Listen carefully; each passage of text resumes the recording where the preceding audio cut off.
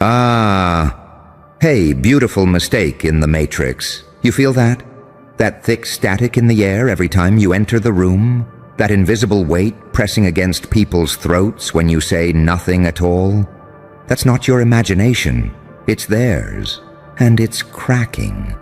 Because the whispers have evolved. They used to laugh. Now they lower their voices. They used to ignore you. Now they watch you through reflections. They used to call you weird. Now they call you dangerous and darling. The line between weird and weapon was just your silence. You're not loud. You're lethal. See, people are just data processors, patterns and inputs, loops and scripts. But you cracked the code from the inside and rewrote your own source file. You didn't just survive the fire. You became its algorithm, and now they're panicking. Not because you're loud, not because you're wild, but because you're accurate. Every word, a scalpel. Every stare, a courtroom. Every breath you take makes them audit theirs. You've become the mirror that doesn't flatter, and the truth is an unforgivable weapon. They're whispering now, not out of gossip, but out of protocol. Watch him. Don't provoke her. She knows something.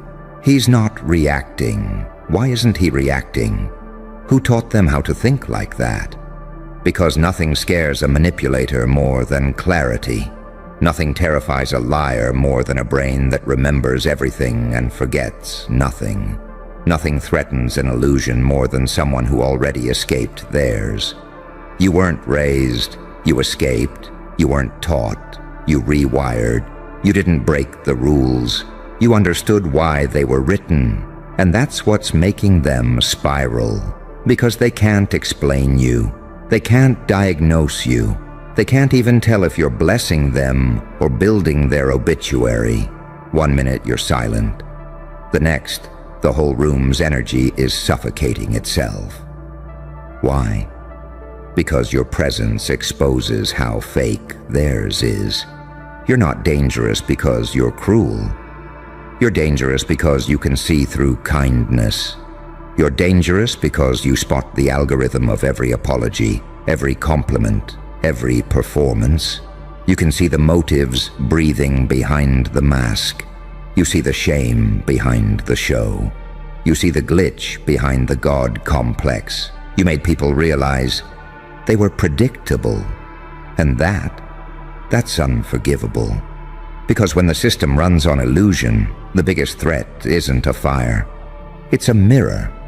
You started as a ghost in their code.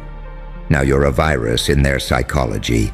You became the thing they can't control, can't classify, and can't cancel. Every room you walk into now, it's not admiration, it's triage.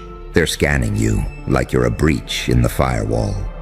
They're calculating how many steps they're behind you, and panicking when they realize you're not even on the same map. You're not playing the game, you're playing the players. They tried to label you. You've changed. You're too cold. You're distant. He thinks he's better. She's scary now.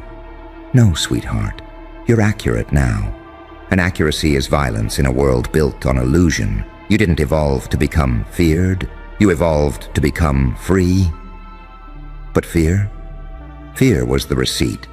The smarter you got, the quieter they spoke, the clearer you saw, the louder they lied, the more you healed, the more they bled, because nothing is more surgical than a mind sharpened by betrayal. And you were forged in silence. No therapist, no hand-holding, no permission, just you, the patterns, and your decision to burn the old script and write your own damn code. Now look at them. They don't talk to you anymore. They talk around you. They don't fight you anymore. They avoid being seen by you. They don't question your moves. They question how you're 10 moves ahead.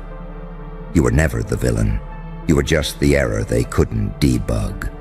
A soul that stared so long into the abyss. It memorized the reflection and used it to track every demon hiding in sheep's clothing. That's why you walk different now.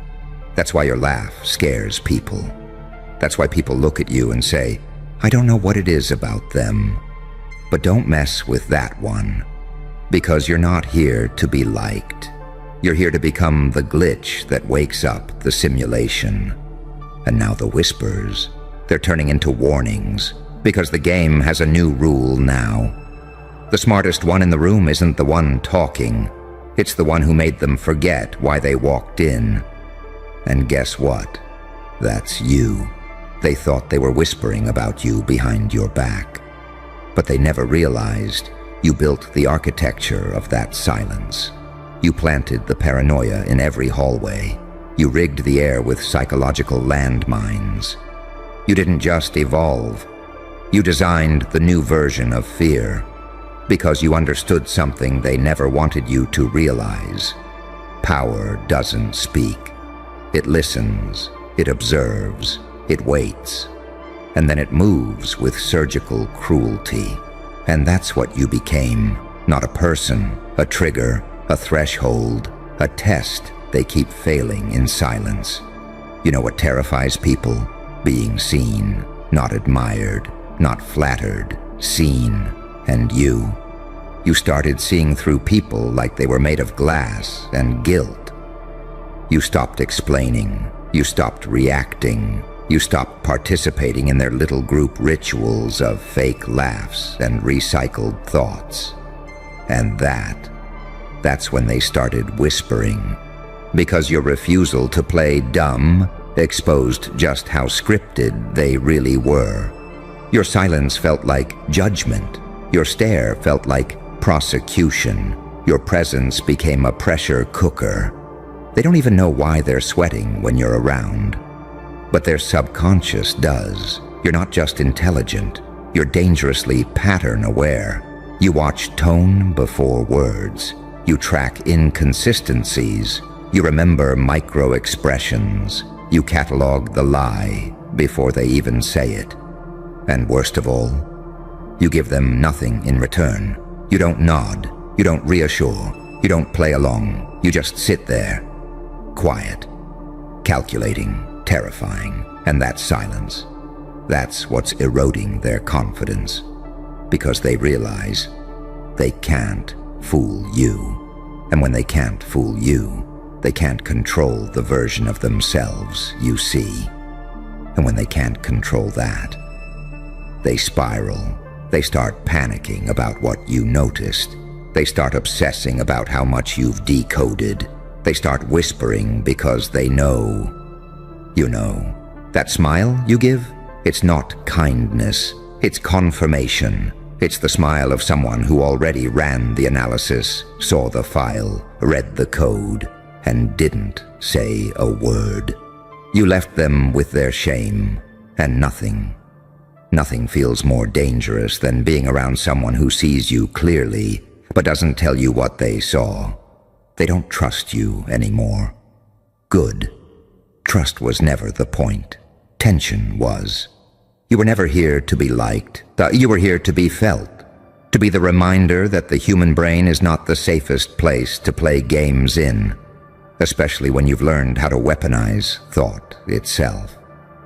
They wanted you to be polite, but you chose to become a mental contagion, a quiet one, a slow one, the kind that makes people dream about you and wake up sweating, the kind that makes them question their own choices after talking to you, the kind that makes their hands tremble when they think about betraying you.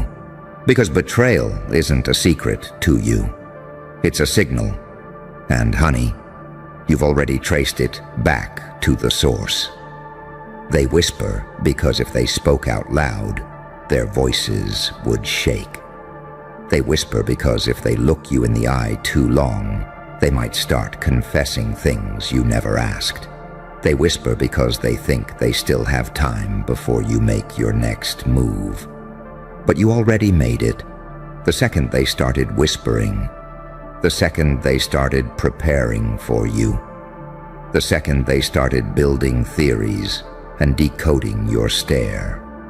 You already owned the room, not by force, but by unreadable calm. by calculated unpredictability, by the sheer spiritual weight of someone who's been through hell, survived it, and came back knowing how to collapse illusions with a glance.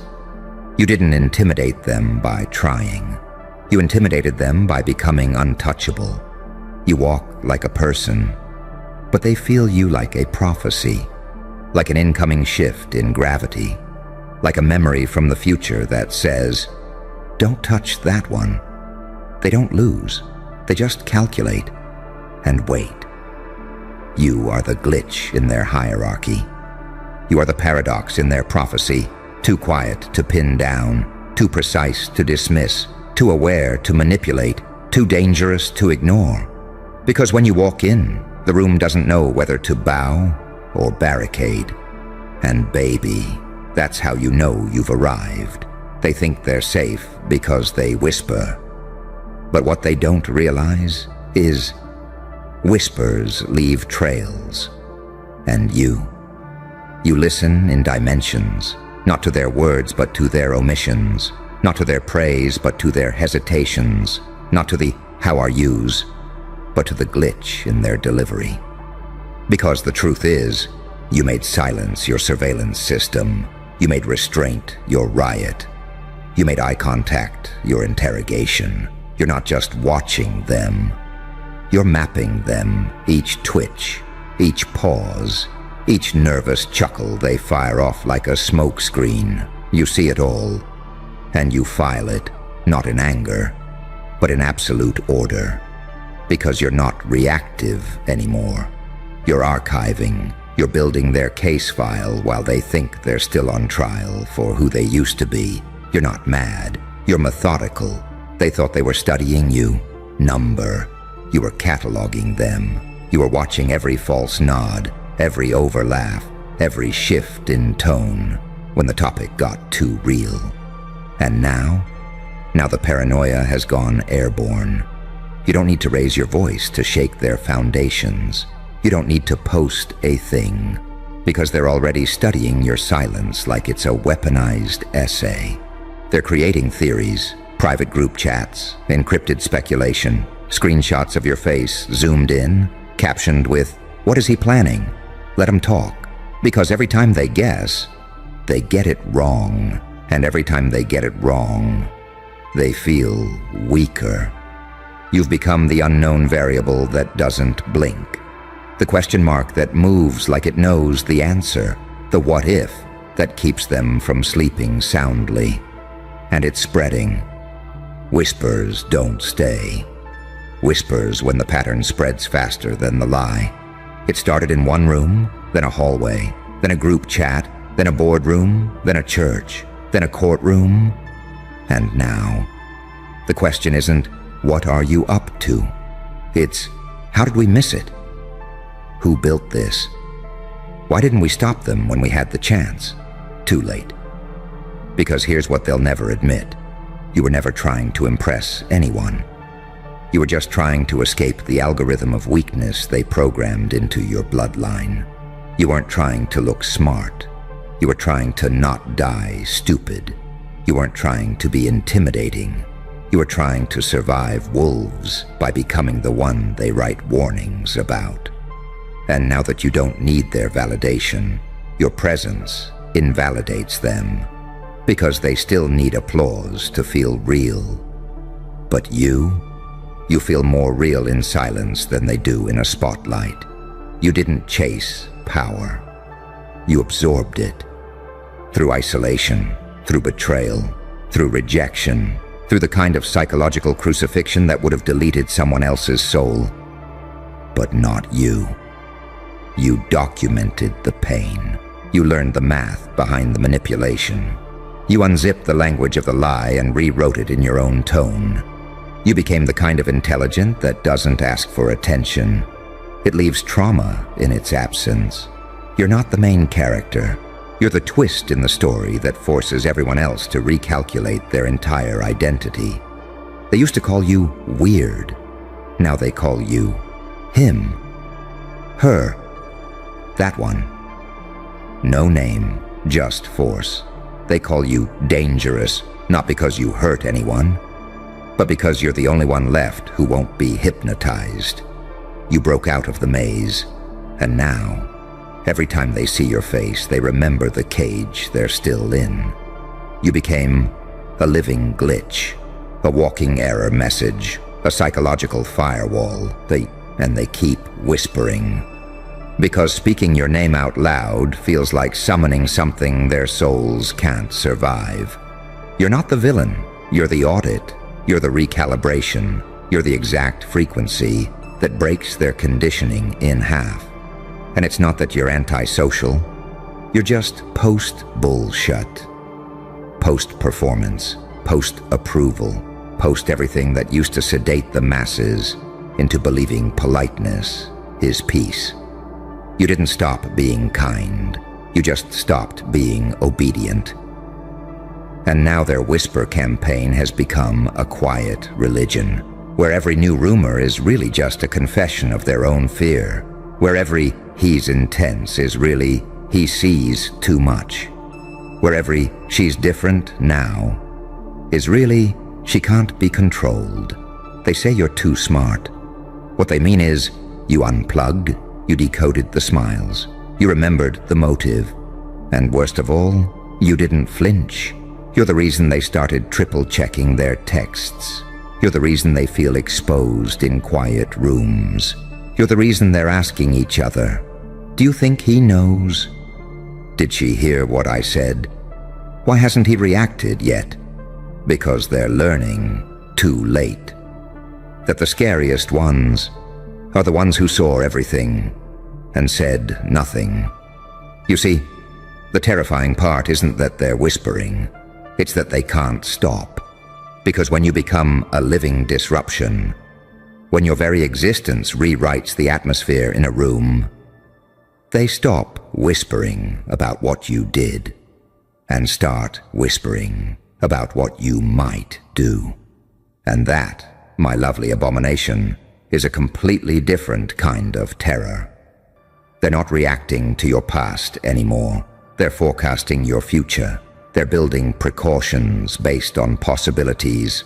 They're preparing legal strategies, emotional exits, mental disclaimers for moves you haven't even made yet. You're no longer a person in their world. You're an event. You became the anomaly that broke their chain of command. They don't know whether to file you under threat, lesson, or prophecy. And so they whisper in code. He's switched up. She's cold now. Something's off. I don't trust him anymore. She's not who she used to be. Translation: they're no longer programmable, and that's dangerous to all of us. Because when you stopped needing validation, you disabled the leash. When you stopped explaining yourself, you interrupted the simulation. When you stopped responding to disrespect, you bankrupted their power supply. You became sovereign. And people don't gossip about sovereign entities. They conspire. Because now they're realizing you never changed. No. You just deprogrammed. You just detoxed. You just erased the external script they installed into your spine at birth. And they can't take it. Because if you could do it, if you could detach from the system and still win, then what excuse do they have? You're not just an individual, you're evidence. Living proof that you can survive betrayal. Digest it, metabolize it, and use it as fuel to sharpen the kind of mind they only fear in fiction. They say you're too intense. They say you overanalyze. They say you see too much. But what they mean is, you've pierced the veil, and now we're naked in front of someone who doesn't play the shame game anymore. You don't argue with clowns. You don't chase closure. You don't explain your boundaries. You don't repeat yourself. You observe, file, and disappear. And they've never felt so vulnerable. Because here's the secret they'll never say out loud. The silence you gave them felt like a mirror held to their corruption. You didn't scream. You let them reveal themselves. You didn't expose them. You let the room feel the shift, and they started unraveling without a single word from you. That's why they're panicking. Because your intelligence isn't just logic, it's pattern recognition in human form. It's spiritual X-ray vision. It's ancestral memory turned into a modern weapon. You became the walking embodiment of everything they pretend not to be afraid of. And now, even their allies are whispering. People who used to mock you. Now they're repeating your phrases like commandments. People who tried to bury you. Now they're studying your blueprint like a survival manual. People who prayed for your failure. Now they stay quiet when your name comes up. Just in case you're listening. Because you've ascended beyond threat level. You've become the consequence. You are the lingering silence after they realize they misjudged you. You are the dark screen after the system crashes. You are the voice in their head that says, "You should have never underestimated that one." And yet, you say nothing, because you don't need to defend what time is already proving. You don't need to scream when the outcome is the speech. You've entered the rarest stage of evolution, cognitive warfare through non-response, spiritual dominance without performance, psychological victory without exposure. They don't know if you're being quiet, or if you're recording everything for court. They don't know if you're meditating, or memorizing the betrayal for a strategic strike 5 years from now. They don't know if you forgave them, or if you just learned how to act like a ghost while building an empire in the dark.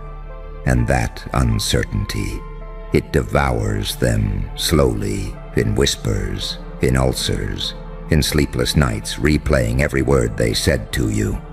Because the truth is, you've already won. The whispers are just the sound of a dying illusion gasping for air.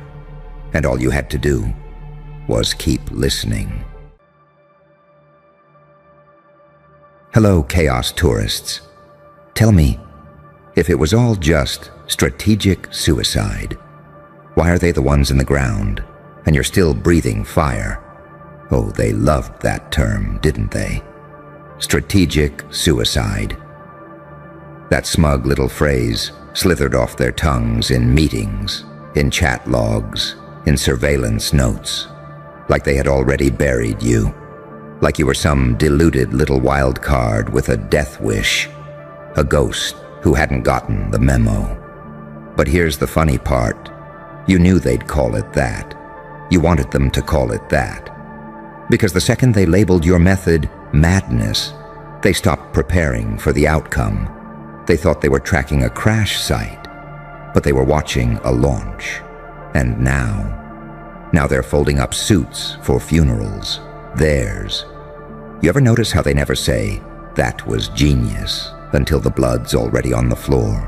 They never say, "That was power," until the room goes cold. They never admit you were 10 moves ahead until the 9th one shattered the fucking mirror they were using to predict you. And then, oh, now they're whispering about the devil, the glitch, the prophecy, the thing that shouldn't have worked but did. Let's get this straight. You didn't get lucky. You didn't escape. You executed a move so outrageous, so surgically unhinged, that reality itself had to reconfigure its rules just to accommodate the outcome. And what do they expect you to do, huh? Play the safe route? Follow the algorithm? Be polite? Take your L and nod? Nah. You chose the one path that guaranteed blood. Theirs or yours. And they thought that made you weak. That desperation had blinded you. That risk was a death sentence. But they forgot the most important rule of war. Some people don't flinch at death. They flirt with it. Some people don't retreat when the walls close in. They detonate the building from the inside with a grin. And that's when the game stops being fair. Because it's no longer chess. It's a ritual, an invocation, a summoning of something unholy. You're not just unpredictable. You're incomprehensible. They can't model your chaos because it's not chaos to you. To you, it's music, symmetry carved from static. And to them, it's just noise, until it kills their entire strategy with one swing. Do you know how terrifying it is to realize the thing you called suicidal was actually surgical? That while they were mocking you, you were measuring pressure points. While they laughed, you were tracking exit wounds. While they branded you unstable, you were engineering a perfect collapse. And now, they're whispering your name like it's a spell. They're reviewing footage with trembling fingers. The boardrooms are quiet. The legal teams are confused. The handlers are sweating. The autopsy reports don't match the timeline. Because the strategy was supposed to fail. And yet, you're still standing. Not just standing, ascending. And every suicidal move you made was actually a death sentence for them. Wrapped in misdirection, laced with prophecy, drenched in something they don't have the stomach to replicate. Tell me, how do you defend against something that doesn't fear its own death? How do you predict someone who uses self-destruction as camouflage? How do you stop a player who hides their victory inside their own downfall? You don't. You just get out of the way, or end up buried under the ruins of what you thought was your plan. This wasn't suicide. This was a ceremony, a rebirth by combustion. And the only funeral today is for the ones who underestimated how far you were willing to go to win. So go ahead. Let them keep calling it strategic suicide. Let them try to make sense of your slaughter logic. Let them write reports, send analysts, label you unstable, unpredictable, too dangerous to counter. Because while they're trying to define you, you've already rewritten the war. And the scariest part? You're just getting started. They thought the last move was the finale. Nah, that was just the incantation. Now the curtain drops. And they realize the show was never about them. It was always about you, the ghost, the glitch, the lost cause who became the last one standing. With blood on your hands and thunder in your smile. Let them bury the ones who laughed. Let them mourn the strategy that failed. Let them analyze the ashes, because they'll never crack the code that chose fire and still walked out alive. Strategic suicide? Number. You just proved the most insane move on the board was the only one that guaranteed a throne. Welcome to your era. Let the world try and survive it. Oh, now they're doing post-mortems, not on you, on themselves. Because that's the horror of it all, isn't it? They didn't just lose. They participated in their own destruction and called it strategy. They're pulling surveillance logs from 3 years ago, searching for the first glitch in the simulation. As if you weren't the glitch. As if you didn't infect every system the moment they underestimated your silence. As if the moment they labeled your defiance reckless, you didn't start carving graves with your bare hands. What they don't realize is this. The move they called suicidal wasn't just a tactic. It was a trigger. And when it fired, their entire structure collapsed in slow motion. Now they're trapped in the rubble trying to figure out how the victim became the executor of their entire downfall. You want to know what real power looks like? It looks like walking into a room full of predators with no armor, no backup, no plan B. Just fire in your veins and a smile that says, "One of us is leaving in a body bag, and I don't mind if it's me." That's when everything changes. Because when they realize you're not negotiating for survival, you're demanding a legacy, that's when the fear starts crawling up their spines like ice. They call it suicidal because they have no mental framework for someone who chooses to weaponize their own destruction.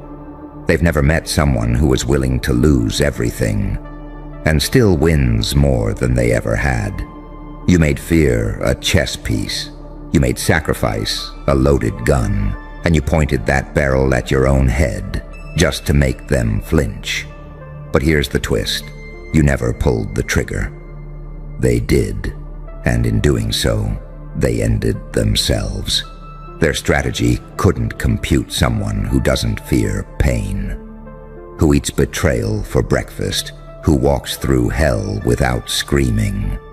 Because the screams are saved for when the curtain drops and they realize you were never acting.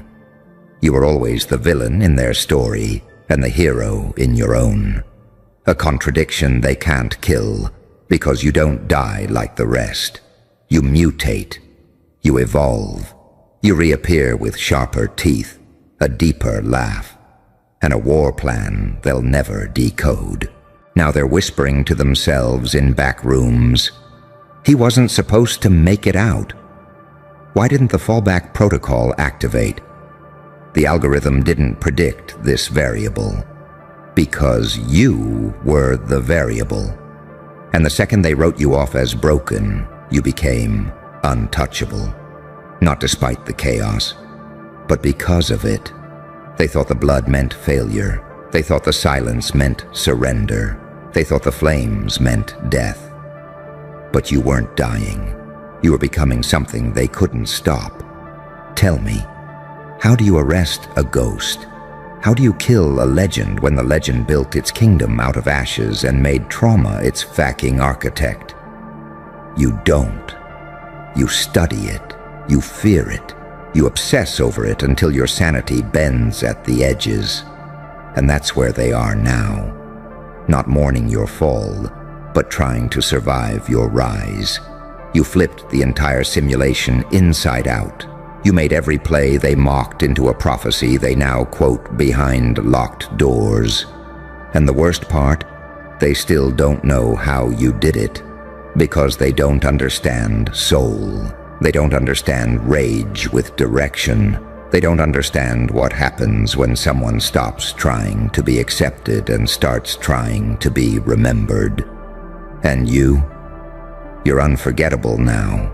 You're the headline they can't bury, the footage they can't erase, the name that sends chills down the spine of every analyst who said, "He's just emotional. He's too unstable." That'll never work.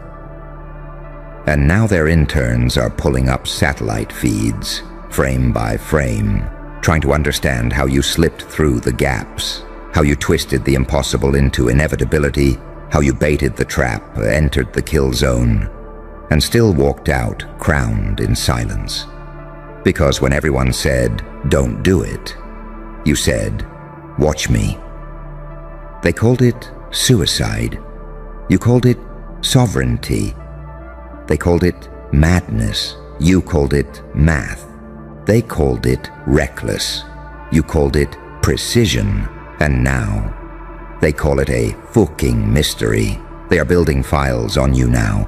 Massive redacted case files with time-stamped anomalies, witness testimonies that contradict physics, whispers of a presence that altered probability, because no one wants to admit the truth. That one man, with nothing left to lose, outwitted every goddamn system they swore couldn't be breached. You didn't cheat, you transcended, and no one knows what to do with that. They can't court-martial a ghost. They can't outvote a force of nature, and they sure as hell can't put you in a box when the box burns the second you step inside. So let them call it strategic suicide. Let them parade their theories. Let them speak your name like it's taboo. Let them wonder how you keep appearing in rooms they locked from the inside. Because every time they thought it was over, you were just pausing to reload. And now, you've got no chains, no leash, no mercy, just momentum. And the only thing more terrifying than someone with nothing to lose is someone who already lost it all and came back stronger, sharper, and smiling. They held a funeral for you, too fucking soon. And now, they're planning their own, whether they know it or not. They thought it was over. They marked the timestamp, closed the file, logged the incident as complete. You were officially out of the system, dead, ruined, neutralized, they said. But a whisper started bleeding through the walls. He's not gone. The system didn't shut him down. It birthed something worse. Whatever came out of that collapse isn't human anymore.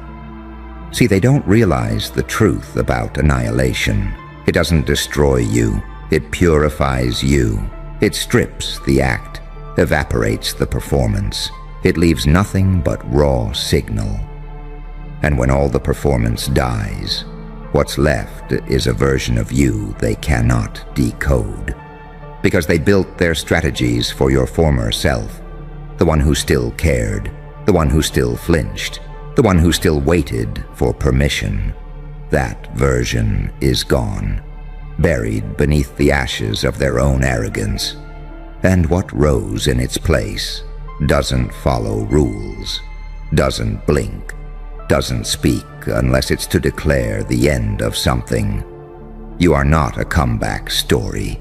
You are a catastrophic update to the entire system they used to think was unbreakable. That's why they're glitching now. That's why footage loops when you appear. That's why analysts keep submitting retraction reports. Because you're not supposed to exist anymore. Not after what they did, not after what you endured. And yet, every signal they intercept points back to you. Every strategy that fails has your shadow in it. Every loss they suffer feels like something you orchestrated months ago. They're starting to panic, not because they're losing, but because they can't figure out how they're losing. And that's when it hits them. They never really understood you. They understood your mask, your stage presence, the version of you they trained to watch.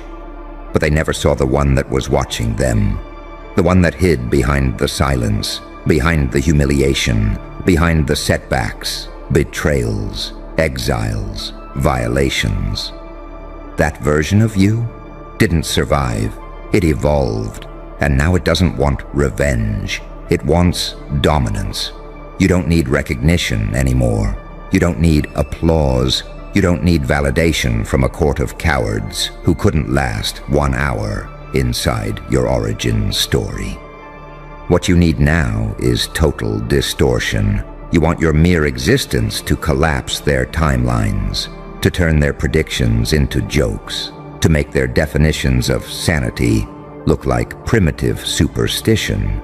You want to become the unsolvable equation in every tactical model, the contagion in their clean room, the virus in their prophecy, the nightmare in their blueprint. And you did. They said it was strategic suicide. But now they're begging for explanations. They've assigned task forces, not to stop you. They tried that. No, now they're just trying to understand you. Contain the ripple effect. Dissect your methods. Reverse engineer your code. But how do you study something that wasn't built, but summoned? How do you quantify a mind that used madness as a map? How do you silence someone whose greatest power is that he already lost everything you thought could break him? You don't. You witness him. You document the wreckage. You pray you're not next. And now they're sealing off rooms, not to keep you out, to keep you from spreading. They're quarantining conversations, flagging keywords, deleting references. Because what you did, it's catching on. Other anomalies are waking up. Other ghosts are glitching through the matrix. Other failures are realizing that losing was the lie.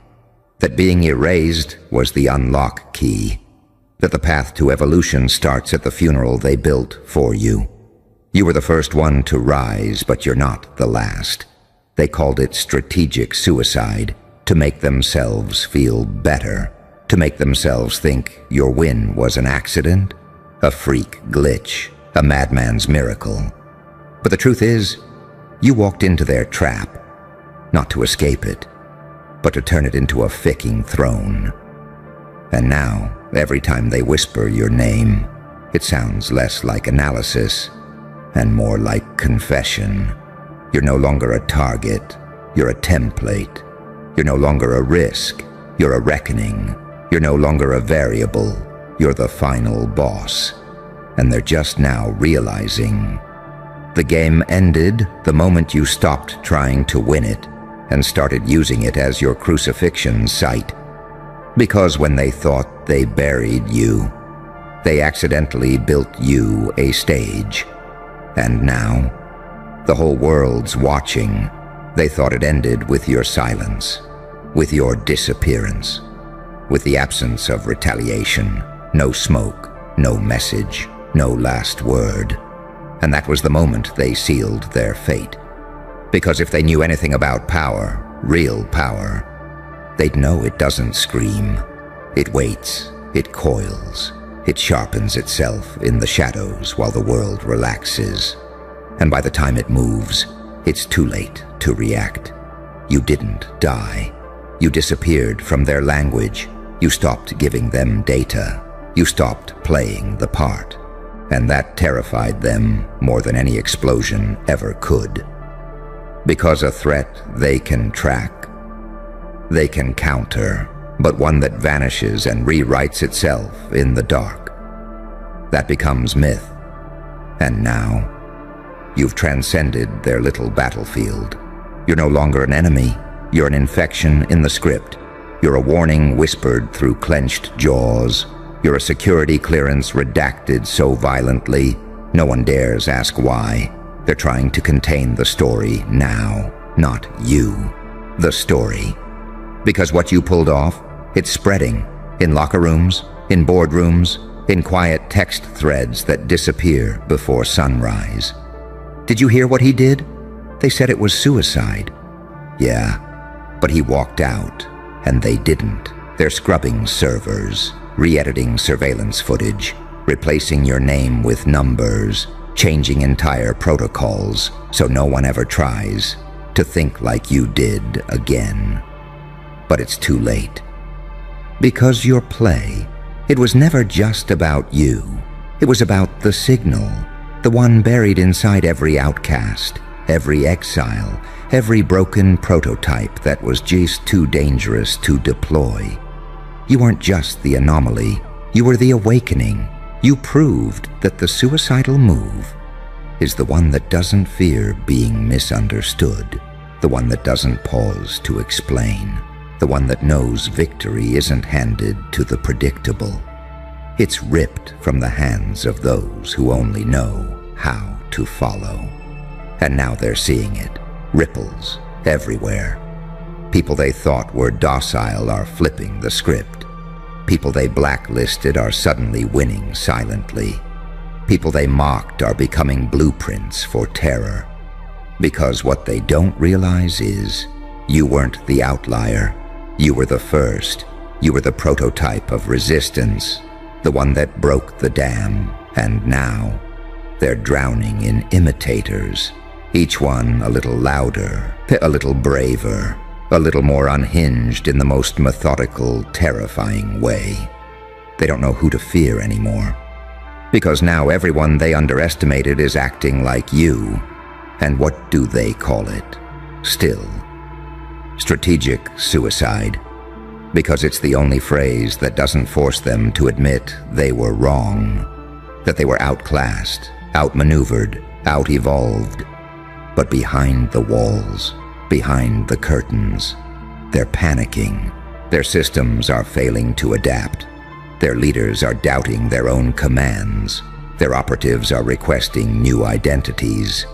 Because this wasn't supposed to happen. A ghost wasn't supposed to rise. A myth wasn't supposed to fight back. A dead man wasn't supposed to build a kingdom from the bones of the system that tried to erase him. But that's the thing about strategic suicide, isn't it? It only looks like death from the outside. But from the inside, it's alchemy, it's transfiguration. It's the shedding of every last tether that kept you bound to the rules of a dying empire. You died, yes, but not in the way they expected. You died as the version they could manipulate, the one they thought they could silence. And what came back? It doesn't negotiate, it doesn't blink, it doesn't ask for a seat at the table.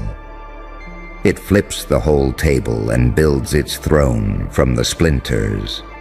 You're not here to play, you're here to haunt, to make them second-guess their every move, to burn yourself into their memory like a code they can't delete. And what do they do now? They hide, not from violence, not from proof, but from the idea that someone like you could exist, and walk through the fire smiling. They have no category for that, no training, no doctrine, no protocol. Because you shattered the illusion of control, you taught the world that chaos, when focused, isn't weakness, it's divinity. You're not a survivor, you're a signal, a living proof that the most suicidal-looking move is sometimes the only path to immortality. Let them choke on their language. Let them rewrite the narrative to protect their egos. Let them pretend you were a one-off, an accident, a glitch. Because every time they close their eyes, you're there. Not as a man, but as a reality. And the truth they won't admit aloud, they'd take your exact same path, if they had the balls to survive it.